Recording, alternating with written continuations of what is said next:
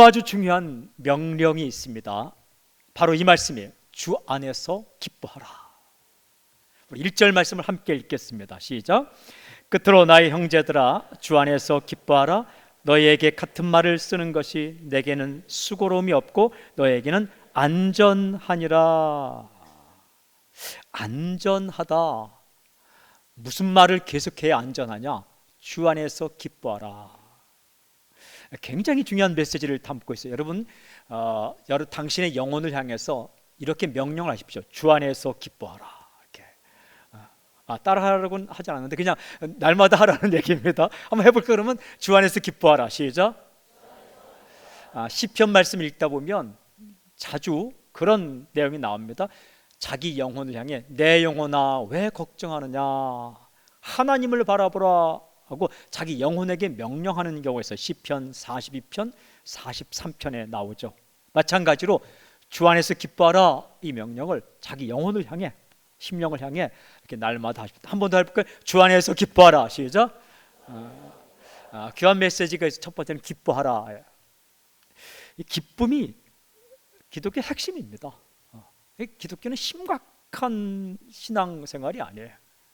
joy, 기뻐하는 것. 근데 오늘 핵심 포인트는 다음 있는 주 안에서, in the Lord, 주 안에서. 왜 기뻐하느냐?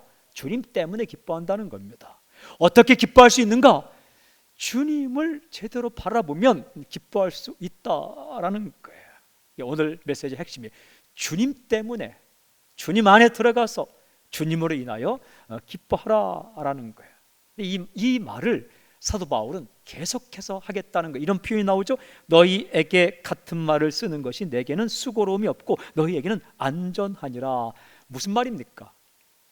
주 안에서 기뻐하라, 이 말을 계속 반복하는 것이 난 귀찮지 않다라는 거예요.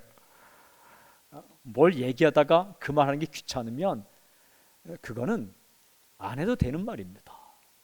계속 이야기해도 괜찮은 것, 그게 꿈이요, 비전이요, 그게 진리입니다. 이 사도 바울이 고백하기를 주 안에서 기뻐하라, 나는 이것을 계속 말하는 것이, 반복해 말하는 것이 절대 귀찮은 일이 아닙니다. 그리고 뭐라고요? 너희에게는 안전하니라. 무슨 뜻입니까? 이 주님 안에 기뻐하는 것, 이 말씀을 듣고 하고 이 말씀을 사는 것이 크리스찬들을 안전하게 지켜준다.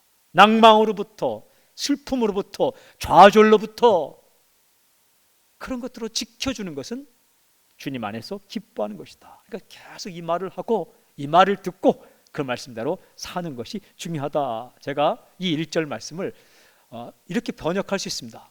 저는 긴 말을 좀 짧게 요약을 하는 걸 좋아하는데 이번에는 이 짧은 말을 좀 길게 한번 늘려봤습니다. 제가 이렇게 번역을 해보았습니다. 주님 안에서 기뻐하십시오. 이 권면을 다시 반복해서 말하는 것이 힘들거나 불편하지 않습니다. 이 말씀을 계속해서 말하는 것은 절대로 귀찮은 일이 아닙니다. 이제는 충분히 할 만큼 했다고 다시 말하지 않고 들을 만큼 들었다고 다시 듣지 않으면 삶이 위험해질 수 있습니다. 주님으로 인한 기쁨은 모든 부정적인 태도를 막아서는 가장 강력한 장치입니다. 여러분, 기쁘면 합니다. 거리가 멀어도 정말 기쁨이 있으면 가는 거예요. 저희 교회 오시는 분들 가운데 참 멀리서 오시는 분이 많아요. 오고 가는 길이 기쁘기를 주님 선포합니다. 그럼 오는 거예요. 그럼 가는 겁니다. 힘들어도 기쁨이 있으면 하는 거예요. 조건이 좀 안 좋아도 기쁨이 있으면 하는 겁니다. 좋아하는 찬송가 가운데 이런 찬송이 있어요. 288장인데 1절은 이렇게 시작됩니다.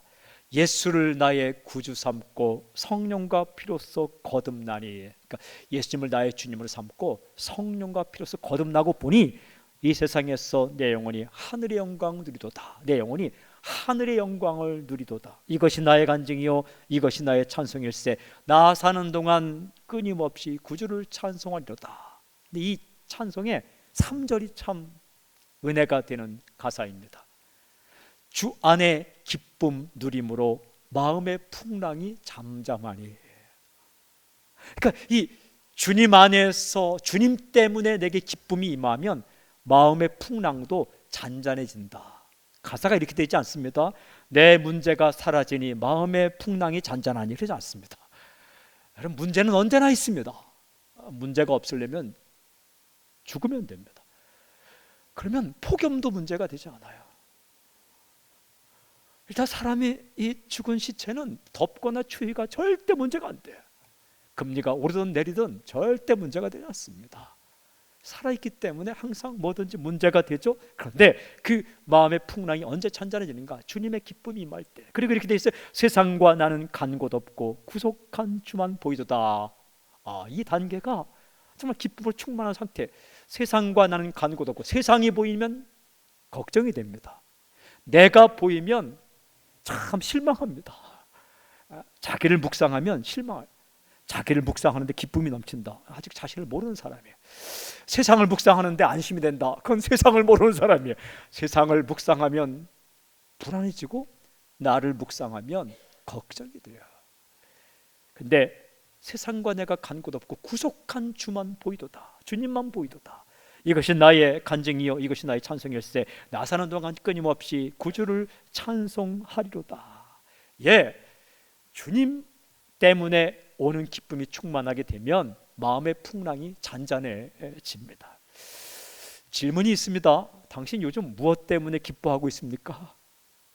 사람이요, 참 없던 게 생기면 그 생긴 것이 좀 기쁘다가도 그 있는 것 때문에 마음이 또 어려우신다고요.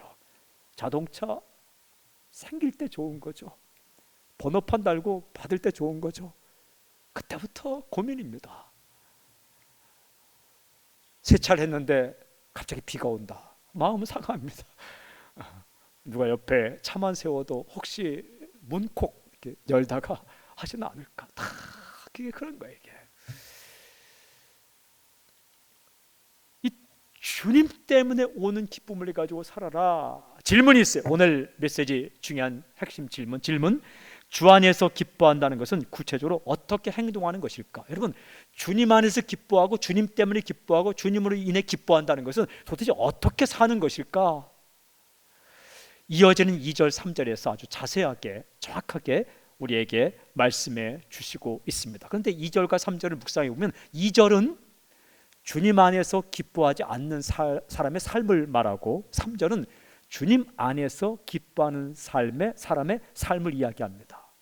그러니까 주님 때문에 기뻐하지 않고 나 때문에 기뻐하고 조건 때문에 기뻐하고, 여러분, 나 때문에 나로 인하여 기뻐하면 나로 인해 실망하는 거예요. 조건 때문에 기뻐하면 조건 때문에 실망하게 됩니다. 상황 때문에 기뻐하는 사람은 상황 때문에 실망합니다.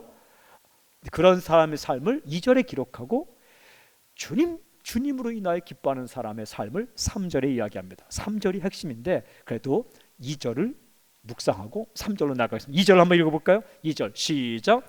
개들을 삼가고 행악하는 자들을 삼가고 몸을 상해한 이를 삼가라. 굉장히 중요한 말씀이에요. 끝부분에 보면 삼가라 라고 말하죠. 그것은 피하라, 조심하라, 자세히 살펴보고 그 행동을 따라가지 말라. 유심히 잘 살펴서 그의 태도와 행동을 따라가지 말라라고 말씀하는 거예요. 누구를 삼가라고 말하냐? 이렇게 말씀하죠. 개들, 행악하는 자들, 몸을 상해하는 일. 이게 다 주님 때문에 기뻐하지 않고 조건 때문에, 내 공로 때문에, 나 때문에 기뻐하는 사람들 표현하는 거예요. 그러니까 이게 사람이요, 자기 조건 때문에 내 조건, 내 공로 이렇게 강조하며 살다 보면 어떻게 사느냐? 첫 번째, 개들처럼 산다는 거예요. 저는 사도 바울이 이렇게 심한 말을 써요. 그런데 다음 주에 묵상하게 되겠지만 사도 바울이 비속어를 막 써요. 똥 뭐 이런 게 막 나와요, 이렇게 성경에. 그러니까 학자들이요, 이 2000년 기독교 역사상 학자들이 이 개들, 뭐 배설물 이런 게 너무 표현이 심각하니까 이걸 유화시키려고, 부드럽게 만들려고 했는데 다 실패했어요. 그냥 쓰면 되는 거예요. 예수님으로 인하여 기뻐하지 않고 자기가 가진 것, 자기가 행한 것, 자기가 자랑할 수 있는 것으로 기뻐하고 자랑하려 하다 살아오면 개들처럼 살게 된다. 본래 이 표현은 유대인들이 많이 쓰는 표현입니다. 이방인을 가리킬 때 개라고 말했습니다. 왜 그랬냐면 하나님의 말씀도 모르고 하나님의 마음도 정확하게 모르고 하나님이 뭘 원하시는지 하나님이 무엇을 싫어하는지도 모르고 살아가는 이방인들을 가리킬 때에 개라고 말했습니다. 예수님께서 여인을 수로보니게 여인을 만났을 때 그 여인이 말했죠. 개들이라도 주인의 상에서 떨어지는 부스러기를 먹습니다. 스스로 개라고 표현하지 않습니까? 근데 여기서는 예수님을 기뻐하고 예수님 때문에 즐거워하지 않고 자기 행동과 자기 의를 자랑하는 유대주의적 율법주의자들을 가리키는 겁니다. 예수님을 믿음으로 구원받지 않고 예수님을 믿음으로 구원받는 것이 아니라 나의 조건과 나의 행동과 내 행위로 구원받을 수 있다라고 주장하는 유대주의 율법주의자들, 그들은 누구를 기뻐하는가? 주님을 기뻐하는 게 아니라 자기를 기뻐하는 사람들이죠. 그들은 예수님을 기뻐하는 게 아니라 자신의 행동을 기뻐하는 거죠. 그들을 가리켜서 개들이라고 말하는. 근데 그들은 두 번째 어떻게 행악하는 자들, 악을 범한다라는 거예요. 악이 뭡니까? 하나님이 싫어하는 행동이죠. 하나님이 무엇을 가장 싫어하는가? 우리 실수할 수 있죠. 그것도 하나님 마음을 아프게 해요. 그러나 크게 궁극적으로 하나님을 실망시키는 거 아닙니다. 우리 실패할 수 있죠. 사람이 실패 어찌 안 합니까? 근데 그것보다 더 하나님의 마음을 아프게 하는 것, 하나님께서 싫어하시는 무엇인가? 하나님이 싫어하는 악 중에 악은 무엇인가? 하나님께서 인간을 사랑하셔서 너희의 힘으로 구원받을 수 없으니 내 아들 예수를 보내겠다. 그가 너의 모든 죄를 짊어지고 십자가에 죽을 것이다. 그 아들을 믿기만 하면, 마음을 열고 그분을 받아들이기만 하면 내가 너를 구원해 주겠다라고 약속을 하셨어요. 그리고 그 예수를 믿게끔 성령까지 보내주셨는데, 아니에요. 어찌 예수님만 믿는다고 구원을 받겠어요? 내 공로가 있어야죠. 내 행위가 있어야죠. 내가 뭔가 한 게 있어야 구원을 받죠 라고 말하는 것, 그게 행악 중에 행악이라는 거예요. 악 중에 악이라는 거예요. 그게 죄 중에 죄악이에요. 모든 죄는 용서받지만 예수님을 믿지 않은 죄는 용서받지 못한다라고 말씀하시는 거죠. 그러니까 그런 악을 범하게 된다는, 주님을 기뻐하지 않으면, 주님을 웰컴 받아들이고 주님을 좋아하고 주님 때문에 기뻐하지 않으면, 첫 번째는 자기 것을 자기가 다인 줄 알고 그렇게 살아가는 개들처럼 살게 되고, 두 번째는 하나님이 가장 싫어하는 악을 범하게 되고, 세 번째는 몸을 상해하는 일을 하게 된다. 이 몸을 상해한다라는 것은 본래 할례를 가리키는 거예요. 할례란 이스라엘 백성 가운데 남자아이가 태어나면 8일 만에 포경수술과 똑같은 것을 하는 거예요. 그러니까 몸을 베어내는 거죠. 근데 이 사도 바울이 말할 때에 예수님을 믿지 않은 상태로 할례를 행하는 것은, 이것은 그냥 몸을 상해하는 일과 마찬가지다. 무슨 뜻이냐? 그 당시에 유대 율법주의자들은 어떻게 주장하고 믿었냐면, 예수님을 믿어도 할례를 행해야만 구원을 받는다라고 말했습니다. 예수를 믿으면 구원을 받는 것이지 예수를 믿어도 할례를 행해야 구원받는다라고 해서 할례를 다 행했다는 거죠. 이것은요, 하나님의 마음을 모르는 거죠. 자기 행위, 자기 공로의 대표성을 가지고 할례를 주장하는데, 이것은요, 예수님을 믿지 않고 할례를 행하는 것은 그게 대단한 의식이고 대단한 예식이지만 그냥 몸을 상해하는 것에 불과하다. 놀랍게도 이 본문에서 페리토메라는 것이 할례인데 여기서는 카타토메를 쓰고, 카타토메는 뭐냐면 그냥 벤다, 잘라낸다 이런 뜻이에요. 무슨 뜻이냐? 예수님을 의지하지 않고 내가 하나님 앞에 인정받기 위해서 기도를 1000일 동안 하고 예배를 100일 동안 드리고 그리고 헌금을 많이 하고 대단한 시간과 열정을 다 바치는 것, 그런데 예수님을 기뻐하거나 예수 믿거나 예수님 앞에 엎드리지 않고 한다, 이것은 그냥 칼로 몸만 잘라내는 것 같은 그런 자기 손해보는 일만 한다라는 거예요. 우리가 인생 가운데 예수님, 그 예수님 안에서 기뻐하고 주님 때문에 기뻐하고 주님 때문에 즐거워하지 않으면 어떤 인생을 살게 되냐면, 결국 열심히 사는 것 같지만 개들처럼 살게 되고, 열심히 사는 것 같지만 어떻게 해요? 정말 하나님이 싫어하는 악을 범하게 되고, 어떻게 살게 돼요? 그냥 열심히 사는 것 같지만 몸을 베어내는 그런 인생을 살게 된다라는 거예요. 그 당시에 유대주의 율법주의자들을 가리키며 이렇게 말하는 거예요. 이런 삶으로부터 우리를 안전하게 지키는 것은 무엇이냐?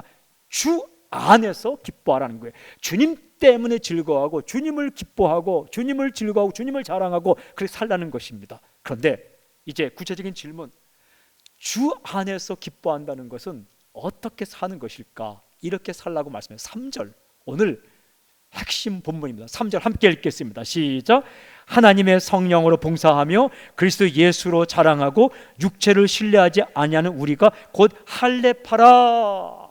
진짜 할례를 받은 사람은 이런 사람이다. 세 가지 표현을 써요. 한번 이것은 저를 따라하세요. 하나님의 성령으로 봉사하며, 두 번째는 그리스도 예수로 자랑하고, 시작. 세 번째는 육체를 신뢰하지 아니하는. 저는 주 안에서 기뻐한다 이 말씀을 그냥 기쁘다 기쁘다 기쁘다 이렇게 사는 건 줄 알았어요. 그런데 그것보다 훨씬 더 중요한 의미가 있더라고요. 주 안에서 기뻐한다는 것은, 주님 때문에 기뻐하고 주님을 기뻐한다는 것은, 첫째는 하나님의 성령으로 봉사하고 그리스도 예수로 자랑하고, 세 번째는 육체를 신뢰하지 아니하는 것이다. 조금 더 말씀드리기 전에 이것은 핵심이 뭐냐? 내 자신을 의지하지 않고 예수님을 의지한다라는 얘기예요. 첫 번째, 참된 예배자, 즉 예수님을 주님으로 고백한다라는 거예요. 이렇게 말씀하셨죠. 하나님의 성령으로 봉사하며. 주님을 기뻐한다는 것은 하나님의 성령으로 봉사하는 것이다. 여기서 봉사라는 것이 이렇게 번역을 했는데 대부분의 다른 번역에서는 예배한다라고 번역하고 있습니다. 본래 의미도 류에인 할 때 예배하며로 번역하면 훨씬 더 좋습니다.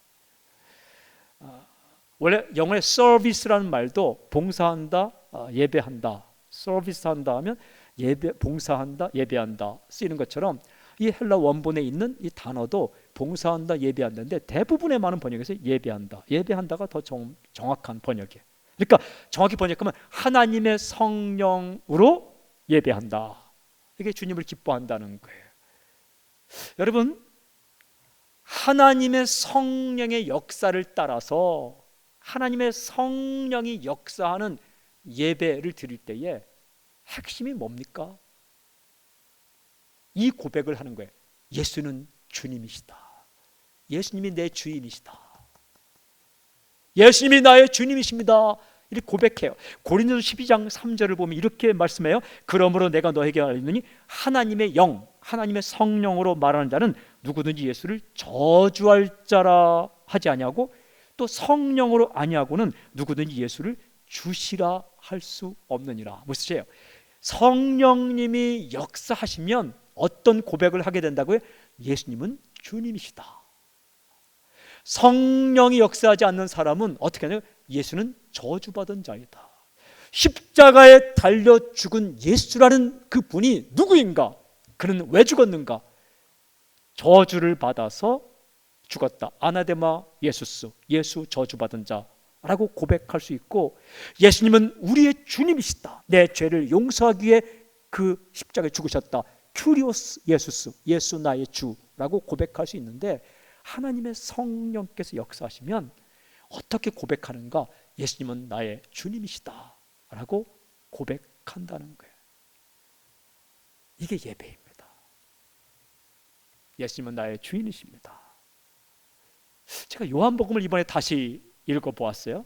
요한복음 4장에 보면 예수님께서 목이 마를 때에 수가성 우물가에서 사마리아 여인을 만나는 사건이 나옵니다. 사마리아 여인과 이야기하죠. 내 남편을 데려오라. 남편이 없습니다. 그렇지, 내가 남편이 5 있었는데 지금 있는 남편도 내 남편이 쭉 하다가 무슨 이야기로 돌아가면 예배 이야기로 들어갑니다.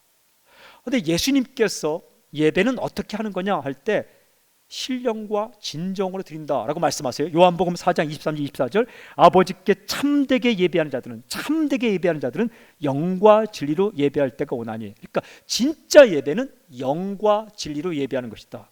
곧 이때라, 그 때가 왔다는 거예요. 아버지께서는 자기에게 이렇게 예배하는 자들을 찾으시니라. 하나님은 영이시니 예배하는 자가 영과 진리로 예배할지니라.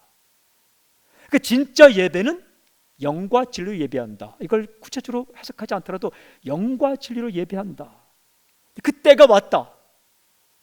여러분, 이 영과 진리로 예배하는 핵심이 무엇일까?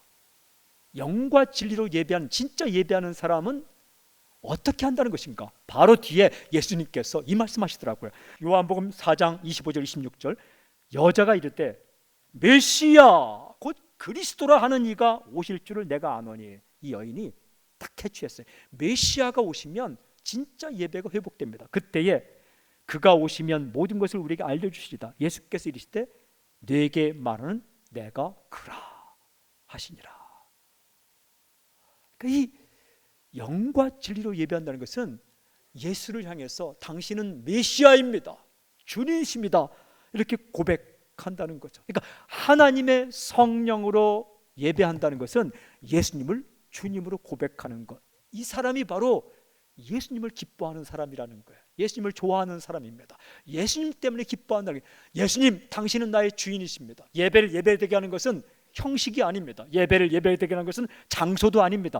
예배를 예배되게 하는 것은 특정한 시각도 아닙니다. 11시, 9시, 2시가 아니에요. 예배를 예배되게 하는 것은 예수 그리스도이십니다. 예수님을 나의 주님 이로 고백하는 거, 이게 진짜 예배라는 거예요. 시간이 문제가 아니에요. 예배는 1시간, 어디 성경에 예배는 1시간으로 할지니라 이런 게 써 있습니까? 그렇다고 뭐 2시간 하겠다는 건 아니고, 이게 그게 아니라는 거예요.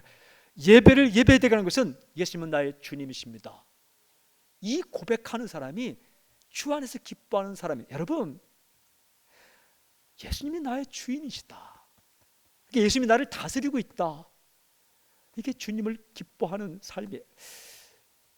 사랑하는 여러분, 예수님이 당신의 주인이라면 예수님이 당신을 어떻게 합니까? 끝까지 지켜주십니다. 책임지십니다. 이번에 기도하는데 예수님이 나를 지켜주시는 주님이라면 어떻게 하고 계실까? 머리카락까지 세고 계시다는 거예요. 제가 예전에 이 말씀을, 마태복음 10장에 있는 이 말씀을 듣고 그 머리카락까지 세고 계신다, 알고 계신다, 이 말씀을 듣고 제 머리카락의 개수가 몇 개인지 세기를 시작했어요. 머리 빠지더라고요. 이게 찾아봤더니 많은 사람은 12만 개래요. 머리카락이 적으면 7만 개래요. 점점점 줄어드는 거죠. 누가 세겠습니까 그거를? 주님은 세고 계십니다. 참새 한 마리가 시장에서 팔리는 것까지 알고 계세요. 당신이 어떤 일을 하는데 한 가지 길만 있는 게 아니에요. 구원은 예수님밖에 없지만 인생살이에는 이 문이 열릴 수도 있고 저 문이 열릴 수도 있고 이 열릴 수 있고 저 길이 열릴 수도 있고 돌아갈 수도 있고 직선으로 갈 수도 있고, 그런데 그 모든 것을 알고 있는 분이 예수님이시라는 거예요. 그분이 당신의 주인이세요. 주인. Jesus is my Lord. 예수님이 나의 주인이십니다. 내 인생을 책임지십니다. 내 인생을 붙들고 계십니다. 나를 알고 계십니다. 그래서 기뻐할 수 있다는 거예요. 당장 어떤 일이 안 될지 모르겠지만 큰 그림 안에 있는 거예요. 예수님께서 큰 그림을 그리고 당신을 푸른 초장 실만한 물가로 인도하기 위해서 인도하는 그 과정 가운데 있는 것이기 때문에 예수님이 나의 주님이십니다 라고 참된 예배를 드리는 사람은 주님 때문에 기뻐할 수 있다는 거예요. 조금 일이 안 풀린 것 같을 때 기뻐하고, 어려운 상황 가운데 기뻐하고, 내가 있는 처지가, 내가 있는 장소가 내 마음에 들지 않을지라도 기뻐할 수 있고, 기쁨이 우리에게 오면 여러분 어려움도 이길 수 있어요. 낭만과 절망이 물러나가고 다시 도전할 수 있습니다. 하나님의 성령으로 예배하는 자, 예수를 주님으로 고백하는 자, 그게 주님을 기뻐하고 주 안에서 기뻐하는 삶이에요. 안심하십시오. 주님께서 당신을 지키십니다. 안심하십시오. 주께서 당신을 떠나지 않습니다. 사람은 변합니다. 예수님은 변하지 않습니다. 어제나 오늘의 영원토록 변함없습니다. 세상은 변합니다. 그러나 주님은 변하지 않습니다. 또 한 가지는 주님 안에서 기뻐한다. 주님을 기뻐한다. 주님 때문에 기뻐한다는 게 뭐냐? 두 번째는 참된 그리스도인 예수 그리스도를 자랑한다라는 거예요. 이렇게 말씀합니다. 그리스도 예수로 자랑하고. 여러분, 당신은 뭘 자랑합니까? 그 당시에 유대 율법주의자들은 자기 행위를 자랑했습니다. 자기 공로를 자랑했습니다. 그러나 진짜 예수님을 기뻐하는 사람은 예수님을 자랑한다. 제가 이 말씀을 묵상하며 이렇게 묵상해 봤어요. 이 땅에 살 동안도 중요하지만 내가 마지막 날 죽어서 하나님 앞에 가면 뭘 내어놓을 수 있을까? 내가 내어놓을 수 있는 카드는 뭘까? 내가 하나님 앞에서 뭘 자랑할 수 있을까? 유대 율법주의자들은 내가 행한 공로나 행위를 하나님 앞에 내어놓으면 하나님께서 그걸 보시고 죄를 용서해 줄 거라고 주장하는 거죠. 근데 정말 그럴까? 무엇을 내놓을 수 있을까? 예수님이시더라고요. 예수님. 자랑하다라는 것은 가장 고귀하게 생각하다라는 의미예요. 자랑하다라는 것은 그것 때문에 의기양양하다라는 뜻이에요. 자랑하다는 것은 그것 때문에 고개를 든다라는 거예요. 내가 무엇 때문에 고개를 들 수 있을까? 이렇게 하나님 앞에 갔을 때 고개를 숙이고 있는데 하나님께서 고개를 들라 할 때 내가 무엇 때문에 고개를 들 수 있을까? 그게 예수님이라는 거예요. 예수로 자랑한다라는 것은 내가 내놓을 수 있는 것은 예수님밖에 없다. 그렇게 알고 기뻐하는 것. 근데 그 예수님이 나에게 있다는 겁니다. 그 어떤 것을 내어놓아도 하나님의 마음을 흡족하게 할 수 없지만 내가 내어놓을 수 있는 예수님이 내 안에 계시다는 거예요. 하나님은 그 자신의 아들 그 예수님을 보고 기뻐하시고 그 예수님 때문에 나를 용서해 주시고 받아들여 주신다라는 거예요. 찬송가 가운데 252장이 있어요. 1절이 이렇게 됐어요. 앞 첫째 줄, 나의 죄를 씻기는 예수의 피밖에 없네. 다른 거 갖다 놓으면 안 됩니다. 나의 죄를 씻기는 돈밖에 없네. 이거 안 되는 거예요. 나의 죄를 씻기는 내 공로밖에 없네. 이거 안 돼요. 나의 죄를 씻기는 내 지식밖에 없네. 이거 안 돼요. 나의 죄를 씻기는 예수의 피밖에 없네. 이 사람이 예수님을 자랑하는 거예요. 사랑하는 여러분, 이 땅에 살 동안 저는 예수님이 당신의 최고의 가치가 되기를 좀 선포합니다. 그러니까 성경책 가지고 이렇게 다닐 때에 창피하게 생각하면 안 돼요. 밥 먹을 때 기도하고 먹는 거 창피하게 생각하지 마십시오. 예수님 믿는다는 것이 얼마나 자랑인지 몰라요.